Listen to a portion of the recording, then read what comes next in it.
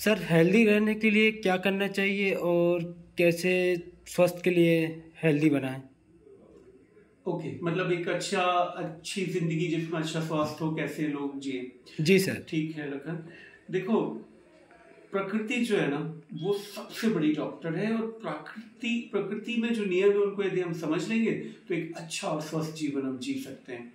जैसे कि आप देखो कि जंगलों में जानवरों के कोई डॉक्टर नहीं होते, लेकिन वो पूरा अपना जितना उनका नियत समय है वो आराम से जीते हैं। तो क्या है वो सूत्र? देखो, सबसे पहले जो प्राकृतिक रूप से जरूरी चीजें हैं, अच्छी नींद, जो कि छोटे बच्चे जो नवजात शिशु होते हैं, जब आप 18 से 20 घंटे तक सोना होता है, फिर धीरे धीरे आपकी नींद कम होती जाती है। फिर 6 to 9 आवर्स, अलग अलग तरह के लोग होते हैं जिनको कुछ को 6 घंटे की नींद काफी, कुछ को 9 घंटे भी चाहिए। और जब हम वृद्धावस्था में होते हैं तो कम नींद की जरूरत होती है, 4-5 घंटे ही हमें अच्छी नींद आती है, और वो भी सफिशियंट हो जाती है कई लोगों के लिए। तो एज अप्रोप्रिएट, आपके स्वास्थ्य के अनुरूप और आपकी फिजिकल एक्टिविटी के अनुरूप जरूरी है सही नींद लेना, आपके मानसिक एवं शारीरिक स्वास्थ्य दोनों के लिए। फिर आता है पोषण, ये भी बिल्कुल नेचुरल प्राकृतिक जरूरत है। और तो सही पोषण का चुनाव बहुत जरूरी है, जो कि आजकल सबसे बड़ा कारण है बीमारियों का। पोषण सही वो है जो हमारा शरीर लाखों साल के इवोल्यूशन या विकास क्रम में लेता रहा। हम लोग जब लाखों साल से जंगलों में रहा करते थे, जो एग्रीकल्चर एरा है ना, वो सिर्फ 5,000-10,000 साल पुराना है, जिसमें हम खेती वगैरह एक ही जगह रहकर करने लगे। नहीं तो हम लोग सब जगह वॉन्डर होते रहते थे, घूमते रहते थे, और विभिन्न तरह की चीजें जो प्रकृति ने हमें दी हैं वो खाते थे। उसमें शिकार करने से लेकर कंदमूल है, विभिन्न तरह के फल, पत्ते, सब्जियां जो उगते थे, और कुछ अनाज जो नेचुरली उगते थे वो भी हम खाया करते थे।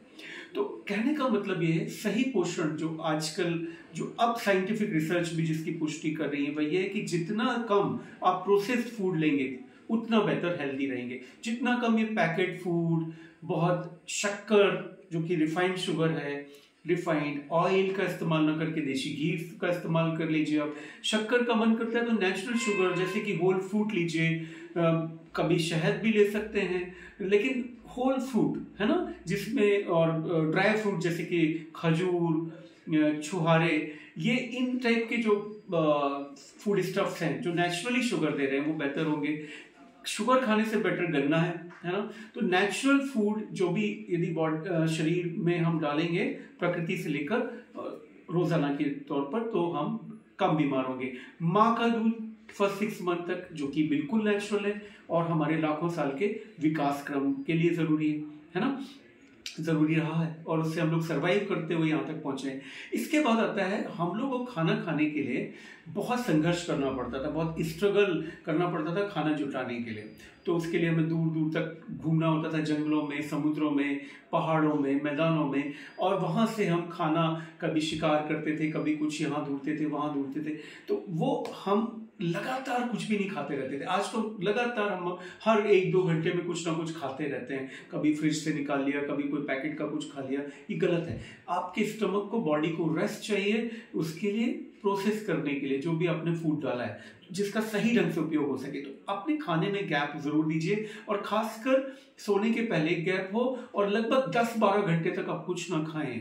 आप एडल्ट हैं तो आपका वेट भी और ओबेसिटी वगैरह भी कम रहेगी। जो टोन बढ़ती है आजकल बहुत लोगों की, वो भी नहीं बढ़ेगी। और आजकल इसी को साइंटिफिक स्वरूप देकर लोग इंटरमिटेंट फास्टिंग बोलने लगे।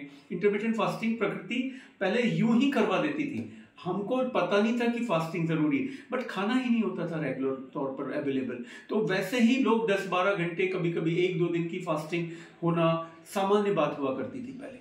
और इसी वजह से हमें टमी में फैट बर्न डिपॉजिट का मैकेनिज्म प्रकृति ने दिया, कि कभी खाना ना मिले तो ये जो फैट बर्न होकर कैलोरी प्रोवाइड कर सके इंसान को। तो वो फैट बर्न अब होता नहीं है और स्टोर होता चला जाता है, जिससे कि ट्रंकल ओबेसिटी या पेट बढ़ता है, और उससे जुड़ी हुई बीमारियां जैसे कि डायबिटीज, हाइपरटेंशन, ये सब भी शुरू हो जाता है। तो मैंने जैसे कि बताया, पोषण में जितना नेचुरल होंगे, प्राकृतिक होंगे, उतना अच्छा। नींद आपको प्राकृतिक रूप से मिली हुई है। मेल जोल, हम सामाजिक प्राणी है, एक दूसरे से मिलना, रिश्ते रखना, उनमें जो भी एक रिश्ते के में कुछ थोड़ा प्यार होता है, थोड़ी तकरार होती, इन सबको रखना, ये मानसिक स्वास्थ्य के लिए भी जरूरी है। ठीक है, तो आपको एक वैरायटी तरह का नेचुरल पोषण हो गया, नींद हो गया। इसके बाद और मेलजोल के बाद आता है हमें खाने के लिए संघर्ष करना होता था, खूब चलना पड़ता था, है ना। तो वॉकिंग, आपको एक्सरसाइज जरूरी है जिससे कि आपके बहुत सारे बॉडी फंक्शन सही रहते हैं, जिसमें से वॉकिंग के लिए हमारा शरीर ही चलने के लिए बना है, हमारा शरीर यूं ही बैठे रहने के लिए नहीं बना था। तो चलना, खूब चलना शुरू कीजिए। थोड़ा सा मसल हेल्थ के लिए रेजिस्टेंस ट्रेनिंग क्यों करनी पड़ती है आजकल? हम लोग लाखों साल तक कहीं पत्थर उठाते थे, कभी शिकार करने की कोशिश के लिए करते थे, कभी दूसरे कबीलों से लड़ाई होती थी, जिसके लिए हमें मस्कुलर पावर की जरूरत होती थी और हम अनजाने में ही वो एक्सरसाइज किया करते थे। तो आज हमें उसकी भरपाई, क्योंकि हम वैसी जिंदगी नहीं जी रहे हैं, उसकी भरपाई हमें अलग से एक्सरसाइज करके करनी होगी। जो भी एक्सरसाइज पसंद हो, कोई खेल खेल कर देखिए, कोई गेम है, साइकिलिंग है, योगा है, कुछ भी आप कर सकते हैं, है ना।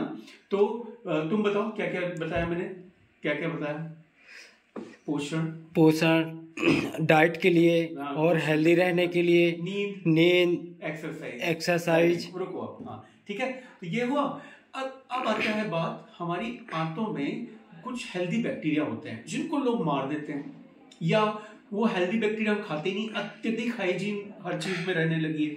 और वो प्रोबायोटिक्स का जो है ना, गट फ्लोरा जो कहलाता है, वो हमारी बहुत सारे बॉडी फंक्शन में काम करता है। मतलब आप समझिए कि गट फ्लोरा यदि डिस्टर्ब होगा आपको, तो आपको डिप्रेशन और मानसिक बीमारियां भी हो सकती हैं, इम्यूनिटी ड्रॉप हो सकती है, तो कुछ ऑटोइम्यून बीमारियां जैसे कि रूमेटॉइड आर्थराइटिस वगैरह में भी रोल है, और कभी कभी कुछ कैंसर्स में भी रोल निकल के आ रहा है प्रोबायोटिक गट फ्लोरा का। तो गट फ्लोरा मार देते हैं अननेचुरली एंटीबायोटिक्स देकर, बात बात पर एंटीबायोटिक देते हैं। जहां बैक्टीरियल इन्फेक्शन की संभावना हो, पैथोजन की, वहां जरूर एंटीबायोटिक की जरूरत है, बट अननेसेसरी एंटीबायोटिक्स का बहुत ज्यादा कंजम्पशन नहीं करना है, जिससे आपके गट फ्लोरा डिस्टर्ब होता है, बहुत सारी बीमारियों को वो आमंत्रित करता है, ठीक है। फिर सोने का तरीका, सोने के तरीके में हम बहुत सॉफ्ट बेड, बहुत कंफर्टेबल बेड का इस्तेमाल करने लगे, जो कि अप्राकृतिक है। हमें थोड़ी सी फर्म सरफेस होनी चाहिए, गद्दे जो हैं वो भी ले आप तो फर्म लीजिए, जिससे कि आपके बैक पेन वगैरह के इश्यूज आपको कम आएंगे, ठीक है। सनलाइट एक्सपोजर बच्चों में बहुत कम है, देखिए वो भी प्रकृति ने दिया है और बहुत जरूरी है, और लाखों साल तक हम वो सनलाइट के अंडर रहे, और आज हम घरों में हैं, कपड़ों में कैद हैं, सनलाइट एक्सपोजर नहीं है, जिसकी वजह से बच्चों की आंखें खराब हो रही हैं, आंखों में चश्मे मोटे मोटे नंबर के लग जा रहे हैं, बोन्स में फर्क पड़ रहा है, लोगों को मानसिक समस्याएं हो रही हैं सनलाइट एक्सपोजर ना होने की वजह से। सूर्य का प्रकाश जो है बेहद जरूरी है हमारी हेल्थ के लिए, तो सूर्य का प्रकाश कम से कम घंटा 2 घंटा हमें सुबह या कभी भी जिस भी टाइम में कंफर्टेबल हो वो मिलना जरूरी है। पानी प्रचुर मात्रा में नेचुरली उपलब्ध है, हम पानी कम पीते हैं, कई बार पानी कम पीते, पानी पीते रहना चाहिए। हमें नदियों को देखकर क्यों खुशी मिलती है पता है, समुद्र पानी को, क्योंकि हम लाखों साल तक उन क्षेत्रों को ढूंढते थे जहां पर पानी होता था, जिससे कि वहां पर हमें खाने की सारी उपलब्धता हो जाती थी और जीने के लिए पानी भी मिलता था। खाने में हमें विभिन्न तरह के फल, सब्जियां, नारियल, मछलियां, जानवर, ये सब मिल जाते थे। तो इस वजह से हम आज भी, हमारा जो ब्रेन है, सबकॉन्शियस ब्रेन है, कहीं पर नदी देखता है तो उसको बड़ी सुंदर लगती है और खुश होते हैं हम, ठीक है। तो इस तरह से यदि हम प्रकृति नामक डॉक्टर को समर्पित होंगे, उसकी रिस्पेक्ट करेंगे और सब उसकी सलाह को, जो अनजाने क्लूज हैं प्रकृति के, उनको हम समझेंगे, तो मेरे जैसे डॉक्टर्स की आपको कम जरूरत होगी, और होगी भी तो मैं बस उस प्रकृति के असिस्टेंट के रूप में काम करूंगा, ठीक है। जी सर, बहुत अच्छा लगा सर आपने जो बताया है, उसके लिए sir thank you very much. Okay, thank you भाई।